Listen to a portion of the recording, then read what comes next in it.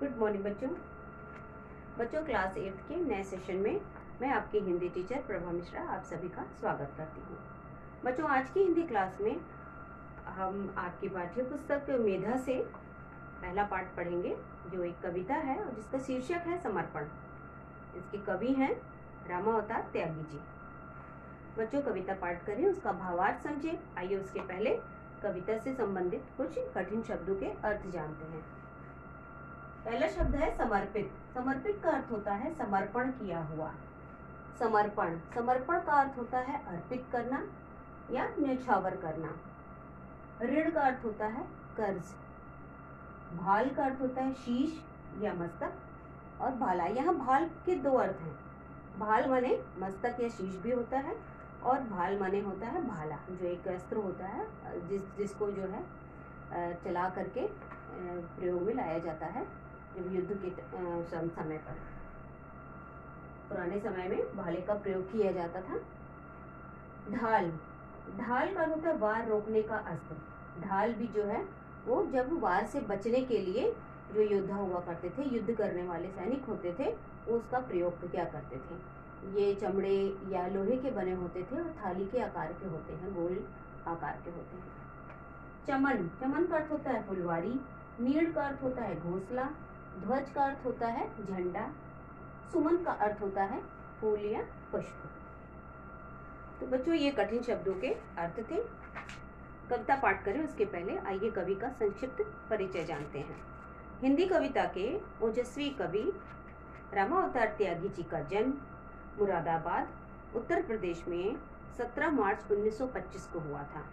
इनकी कविताओं में मानवीय संवेदनाओं का गहरा चित्रण देखने को मिलता है। मानवीय संवेदनाओं का अर्थ होता है कि जो मनुष्यों की जो भावनाएं हैं, जो उनके इमोशंस हैं, वो इनकी कविताओं का विषय रहे हैं। इनके मुख्य रचनाओं में आठवां स्वर, नया खून, मैं दिल्ली हूँ, गीत सप्तक, गुलाब और बबुलवन आदि प्रमुख हैं। त्यागी जी का निधन 12 अप्रैल 1985 ईस्वी को हुआ था। बच्चों, त्यागी जी की कविता समर्पण ये देश को समर्पित है, मातृभूमि को समर्पित है। इसमें ये भारत माता से प्रार्थना करते हुए ये कहते हैं कि इन्होंने अपना तन मन धन सब कुछ भारत माता पर, अपनी मातृभूमि पर निछावर कर दिया, लेकिन इसके अतिरिक्त भी वो कुछ और भी भारत भूमि को, अपनी मातृभूमि को, इस देश को समर्पित करना चाहते हैं, इस पर निछावर करना चाहते हैं। यही कविता का विषय है और इसी विषय पर ये पूरी कविता आधारित है। इसी को कवि ने बड़े ही सुंदर ढंग से यहाँ प्रस्तुत किया है। आइए कविता पढ़ें और इसका भावार्थ जानें। मन समर्पित, तन समर्पित और यह जीवन समर्पित, चाहता हूँ देश की धरती तुझे कुछ और भी दूं। तो यहाँ पर कवि कह रहे हैं कि मन समर्पित। मन क्या होता है? मन होता है जो हमारा हृदय है, और उस हृदय में जो भावनाएं होती हैं, तो मन में भावनाएं होती हैं। मन का संबंध भावनाओं से है, और ये सारी भावनाएं कवि की किससे जुड़ी हैं? अपने देश से जुड़ी हैं। जो उसने क्या किया है, वो अपने देश को समर्पित की है। तो इसीलिए यहाँ पर कवि कह रहे हैं कि मन समर्पित, तन समर्पित। तन का अर्थ यहाँ पर शरीर से है। शरीर से जो भी कार्य वो कर रहा है कवि, वो देश को समर्पित है। तो इसीलिए यहाँ पर कवि ने कहा है कि मन समर्पित और तन समर्पित और यह जीवन समर्पित। और ये सारा जीवन, जो पूरा जीवन है उसका, वो भी देश को समर्पित है। चाहता हूँ देश की धरती तुझे कुछ और भी दूं। चाहता हूँ, कवि कह रहे हैं, लेकिन मेरा तन मन और ये जीवन तो समर्पित है, लेकिन इसके बाद भी मैं क्या चाहता हूँ? मैं चाहता हूँ कि देश की धरती, हे मातृभूमि, तुझे कुछ और भी दूं, मैं तुझे कुछ और भी दूं। माँ तुम्हारा ऋण बहुत है, मैं अकिंचन, किंतु इतना कर रहा फिर भी निवेदन, थाल में लाऊं सजाकर भाल जब भी, कर दया स्वीकार लेना यह समर्पण। अब यहाँ कवि कह रहे हैं कि माँ तुम्हारा ऋण बहुत है, कि माँ, हे मातृभूमि, हे माँ, तुम्हारा ऋण तो बहुत ज्यादा है, मुझ पर जो है तुम्हारा ऋण बहुत ज्यादा है।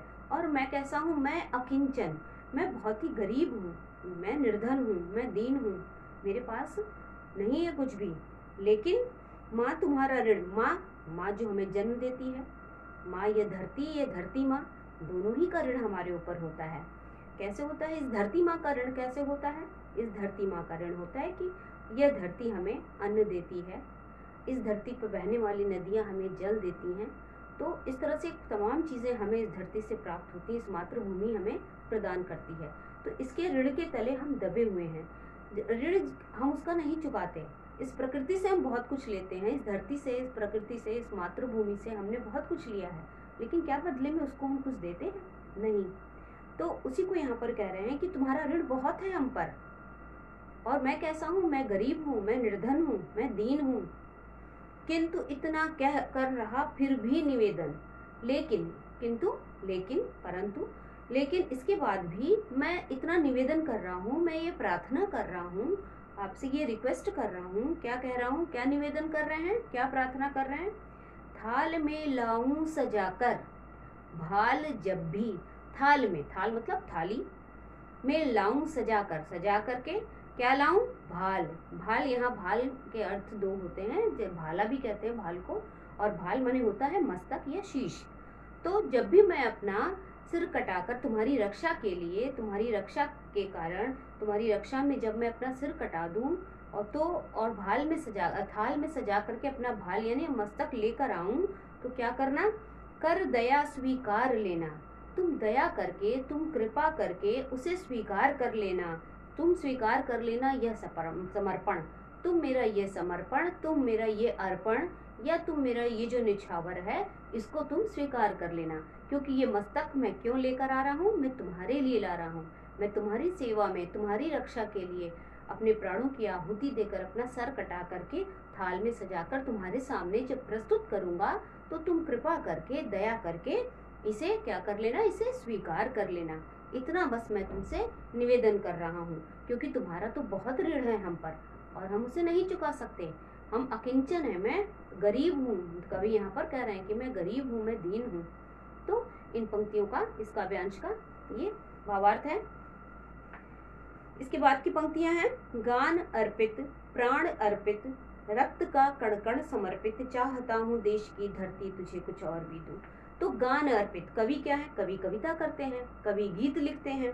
तो वो कह रहे हैं कवि कि मैं अपने गीतों को, मैं अपनी कविता को भी तुम्हें अर्पित करता हूँ। अर्पित माने होता है देना, समर्पित करना। प्राण अर्पित, ये जो जीवन है, ये जो मेरी जो धड़कन है, जो हृदय में जो धड़कन चल रही है, या मैं जो जीवन मेरा है, वो भी मैं तुम्हें समर्पित करता हूँ। रक्त का कण कण समर्पित, इस शरीर की एक एक बूंद भी तुम्हारे नाम पर है, तुमको मैं, तुम पर निछावर करता हूँ। कहने का तात्पर्य यहाँ पर है कि मैं अपना सब कुछ तुम्हें अर्पण करना चाहता हूँ। लेकिन इसके बाद भी चाहता हूँ देश की धरती तुझे कुछ और भी दूं। मांझ दो तलवार को लाओ न देरी, बांध दो कसकर कमर पर ढाल मेरी, भाल पर मल दो चरण की धूल थोड़ी, शीश पर आशीष की छाया घनेरी। अब कभी यहाँ कह रहे हैं कि मांझ दो तलवार को। जब मांझना मतलब होता है कि पैना करना, और उसको नुकीला, उसकी धार को तेज करना, मांझना है ना। तो मांझ दो तलवार को, मेरी तलवार है जो जंग जिसमें लग गई है, या धार जिसकी कम हो गई है रखे रखे, उसको तुम पैना कर दो, उसको, उसकी धार को तुम तेज कर दो। मांझ दो तलवार को, तलवार की धार को तेज कर दो। लाओ न देरी, इसमें तुम इस काम में देर न करो माँ। मातृभूमि को फिर संबोधित करते हुए यहाँ कवि कह रहे हैं कि हे माँ, हे मातृभूमि, तुम मेरी जो तलवार है, उसकी तलवार की धार को पैना कर दो, उस तलवार की धार को तेज कर दो, इसमें देर न करो।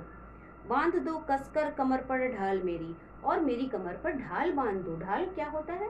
ढाल जब पुराने समय में, अब तो नई नई टेक्निक्स आ गई हैं, अलग अलग तरीके से युद्ध हुआ करते हैं, लेकिन पहले समय में, प्राचीन काल में क्या होता था कि जब सामने से युद्ध होता था तो लोग घोड़ों पर भाले के साथ, तलवार के साथ, धनुष बाण के साथ युद्ध करते थे।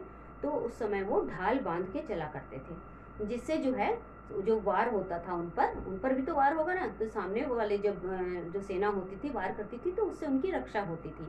तो ढाल एक चमड़ा या लोहे के लोहे का बना हुआ एक अस्त्र होता है, जिसको सैनिक अपने, योद्धा अपने कमर में बांधा करते थे, या एक हाथ में लिया करते थे बचाव के लिए।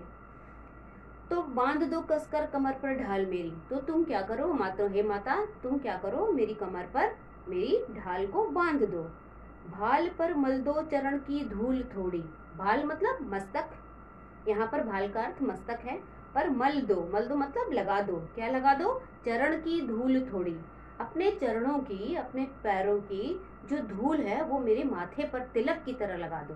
जब सैनिक जब युद्ध में जाते हैं, योद्धा युद्ध में जाते हैं, तो उनको उनके सर पर तिलक किया जाता है, उनके माथे पर तिलक किया जाता है। तो उसी को इसीलिए यहाँ पर कवि ने ये बात कही है कि हे मातृभूमि जो है, हे माता, तुम अपने चरणों की जो धूल है, जो मिट्टी है, जो धूल है, उसको तुम तिलक की तरह मेरे माथे पर मल दो, लगा दो। शीश पर आशीष की छाया घनेरी, शीश पर आशीष की, शीश माने सर, पर आशीष मतलब आशीर्वाद, की छाया घनेरी, की छाया घनेरी कहने का, छाया घनेरी का मतलब हो गया कि बहुत ज्यादा। शीश पर आशीष की छाया घनेरी मतलब मेरे सिर पर अपने आशीर्वाद का हाथ रख दो, अपने आशीष का हाथ रख दो, जिससे जो है आशीर्वाद की जो छाया है वो घनेरी हो जाए, बहुत ज्यादा मुझे आशीर्वाद दो। यहाँ कवि कहना चाहते हैं कि तुम अपने वरद हस्त मेरे सर पे रख दो, मेरे शीश पे रख दो, जिससे तुम्हारे आशीर्वाद, बहुत सारा आशीर्वाद तुम्हारा मुझे मिल जाए, उसकी बहुत जो छाया है उसकी बहुत घनी हो, बहुत ज्यादा। यहाँ कहने का तात्पर्य है कि अपना आशीर्वाद मुझे दो। इसके आगे की पंक्तियां देखते हैं। स्वप्न अर्पित, प्रश्न अर्पित, आयु का क्षण क्षण समर्पित, चाहता हूँ देश की धरती तुझे कुछ और भी दो। स्वप्न अर्पित, कवि कह रहे हैं कि जो भी मैंने स्वप्न देखे हैं अपने जीवन के लिए, अपने भविष्य के लिए, उसको मैं अर्पित करना चाहता हूँ। प्रश्न अर्पित, जो भी मेरी जिज्ञासाएं हैं, जो भी मेरे अंदर प्रश्न उठ रहे हैं, उनको भी मैं तुम्हें समर्पित करना चाहता हूँ। आयु का क्षण क्षण समर्पित, और जो मेरा जीवन है, ये मेरी आयु जितनी भी है, उसका पल पल, क्षण क्षण मतलब पल पल, उसका समर्पित तुम्हें करता हूँ। चाहता हूँ देश की धरती तुझे कुछ और भी दूँ, मतलब कि मैं अपने सपने, अपने सारे सपने, अब मेरी जो जिज्ञासाएं हैं, मेरे जो उम्र है, उसका जो पल पल है, मतलब पूरा समय अपने जीवन का मैं तुम्हें समर्पित करना चाहता हूँ, हे मातृभूमि। चाहता हूँ देश की धरती तुझे कुछ और भी दूँ, लेकिन इन सब के अतिरिक्त भी अभी मेरे मन में ये इच्छा है कि मैं इसके अतिरिक्त भी तुम्हें कुछ और दूँ। तोड़ता हूँ मोह का बंधन क्षमा दो, गांव मेरे द्वार घर आंगन क्षमा दो, आज सीधे हाथ में तलवार दे दो, और बाएं हाथ में ध्वज को थमा दो। इतनी सुंदर पंक्तियां हैं। देखिए, तोड़ता हूँ मोह का बंधन, अब कवि का परिवार भी है, तो वो कह रहे हैं कि मैं जो है अपने मोह का बंधन तोड़ता हूँ। मैं जो जुड़े हुए, मुझसे मेरे परिवार के लोग हैं, मुझसे जुड़े हुए जो भी लोग हैं, उनसे जो मेरा प्रेम है उसको मैं तोड़ता हूँ। लेकिन यहाँ पर इसके लिए वो क्षमा मांग रहे हैं मातृभूमि से। क्यों मांग रहे हैं क्षमा? क्योंकि परिवार के प्रति भी उनकी एक जिम्मेदारी है, उनका उत्तरदायित्व है, तो जो कि वो अब जब बंधन तोड़ देंगे तो उस उत्तरदायित्व को वो पूरा नहीं कर पाएंगे। इसलिए वो यहाँ पर मातृभूमि से कह रहे हैं कि तोड़ता हूँ मोह का बंधन, मैं मोह का बंधन तोड़ रहा हूँ, लेकिन मुझे क्षमा दो, मुझे क्षमा करना इसके लिए कि मैं अपने उत्तरदायित्व से हट रहा हूँ। गांव मेरे द्वार घर आंगन क्षमा दो, वो अपने गांव से, जिस गांव में रह रहे हैं, मेरे द्वार, जिस घर में रह रहे हैं, उस घर के द्वार से, घर से, उस घर के आंगन से, सभी से वो क्षमा मांग रहे हैं। क्यों मांग रहे हैं क्षमा? क्योंकि अब वो उस मोह माया को तोड़ करके वो क्या करना चाहते हैं, वो मातृभूमि को हर तरह से, हर रूप में वो समर्पित होना चाहते हैं। आज सीधे हाथ में तलवार दे दो, आज क्या करो, आज मेरे हाथों में सीधे तलवार दे दो। क्यों दे दो तलवार? क्योंकि ताकि वो मातृभूमि की रक्षा में जा सकें। और बाएं हाथ में ध्वज को थमा दो, वो चाहते हैं कि दाहिने हाथ में उनके तलवार हो और बाएं हाथ में ध्वज हो। ध्वज मतलब झंडा, झंडा हमारा क्या है, हमारा तिरंगा झंडा, हमारा तिरंगा झंडा हमें दे दो बाएं हाथ में, जिससे मैं इस विश्व में अपनी मातृभूमि का गौरव का परचम लहरा सकूं। इसलिए वो चाहते हैं कि मातृभूमि की रक्षा करूं तलवार से। और यहाँ पर ध्वज किसका प्रतीक हो गया कि इस तिरंगे की शान को हम चारों तरफ इसका गौरव कभी फैला सकें। सुमन अर्पित, चमन अर्पित, नीण का तृण समर्पित, चाहता हूँ देश की धरती तुझे कुछ और भी दूं। सुमन अर्पित, अब यहाँ पर कह रहे हैं कि सुमन यहाँ क्या है, उनका मन, उनका हृदय जो है, वो कह रहे हैं कि मैं तुम्हें सुमन अर्पित, मैं जो हृदय रूपी पुष्प है उसको अर्पित करता हूँ, उसको समर्पित करता हूँ तुम्हें। चमन अर्पित, चमन अर्पित, जो हमारा ये पूरा मेरा जो शरीर है ये फुलवारी की तरह है, एक चमन की तरह है, इसको भी मैं तुम्हें समर्पित करता हूँ, इतनी जान की बाजी लगा दूंगा तुम्हारी रक्षा के लिए। इसलिए यहाँ पर कहा गया है कि मैं सुमन अर्पित, सुमन क्या, एक सुमन खुद को, और चमन, चमन क्या होता है, चमन पूरी फुलवारी, एक पूरा बागीचा जिसमें बहुत सारे फूल होते हैं। तो इस सभी चीजों को मैं अकेला ही, अपने हृदय को ही नहीं, इस पूरे शरीर को, शरीर रूपी पूरे चमन को, फुलवारी को भी मैं तुम्हें अर्पित करना चाहता हूँ। नीड़ का तृण तृण समर्पित, जिस प्रकार से बगीचे में बहुत सारे फूल होते हैं और बागीचा होता है, तो वो कह रहे हैं कि केवल एक फूल ही नहीं तुम्हें अर्पित करूंगा, मैं तुम्हें पूरा बागीचा ही अर्पित कर रहा हूँ। नीड़ का तृण तृण समर्पित, नीड़ कैसे बना, नीड़ माने होता है घोंसला। चिड़िया को आपने देखा होगा, वो तिनका तिनका ला करके घोंसला बनाती है। बहुत मेहनत का काम होता है, बहुत उसमें मेहनत लगती है, छोटे छोटे कितने सारे उसमें तिनके जुड़े होते हैं, तब जाके घोंसला बनता है। बहुत सारे, तृण माने होता है तिनका, तो घोंसला कैसे बनता है, तिनके से। तो वो पूरे उस घोंसले के, वो जो इनका पूरा एक परिवार कैसे बनता है, तो एक घोंसला क्या है, घोंसला यहाँ परिवार की तरह है। तो उस परिवार, तृण तृण, उस घोंसले का तृण तृण, तिनका तिनका मैं तुम्हें समर्पित करना चाहता हूँ। तो यहाँ पर कवि कहना चाहते हैं कि मैं अपना सब कुछ तुम्हें, जो मेरा ये जीवन है, मेरी सांसें है, मेरा हृदय है, मेरा मन है, मेरा शरीर, मेरा तन मन वचन क्रम, सब तरीके से मैं सब कुछ देना चाहता हूँ। हे मातृभूमि, मैं तुम्हें सब कुछ समर्पित करता हूँ। लेकिन इन सब के बावजूद क्या कवि चाहते हैं, चाहता हूँ देश की धरती तुझे कुछ और भी दूं। तो चाहता हूँ देश की धरती तुझे कुछ और भी दूं, लेकिन अभी भी, इसके बाद भी मेरे मन में ये जिज्ञासा है, मेरे मन में ये इच्छा है कि मैं इन सब के अतिरिक्त तुझे और भी कुछ दे दूं। जब व्यक्ति किसी को बहुत प्रेम करता है, प्यार करता है, तो वो सोचता है उसके लिए जितना भी वो कर दे, तो उसको महसूस होता है कि वो उसके लिए उसने कम ही किया। तो यही भाव एक देश प्रेम का कवि के अंदर है, और ये जो है वो अपने देश प्रेम की जो भावना उन्होंने प्रकट की है, तो उससे उन्हें संतोष नहीं है। वो चाह रहे हैं कि और क्या मैं कर दूं देश के लिए, और मैं क्या कर दूं। तो ये एक पराकाष्ठा है देश प्रेम की, और कवि ने इसको इस कविता में बहुत ही अच्छे ढंग से इसको यहाँ समझाया है, और हम सबके लिए एक सीख भी दी है कि हमें अपने देश से हमेशा प्रेम करना चाहिए और इसके गौरव को बढ़ाने के लिए सतत प्रयत्नशील रहना चाहिए। बच्चों, ये तो था कविता का भावार्थ। थैंक यू बच्चों।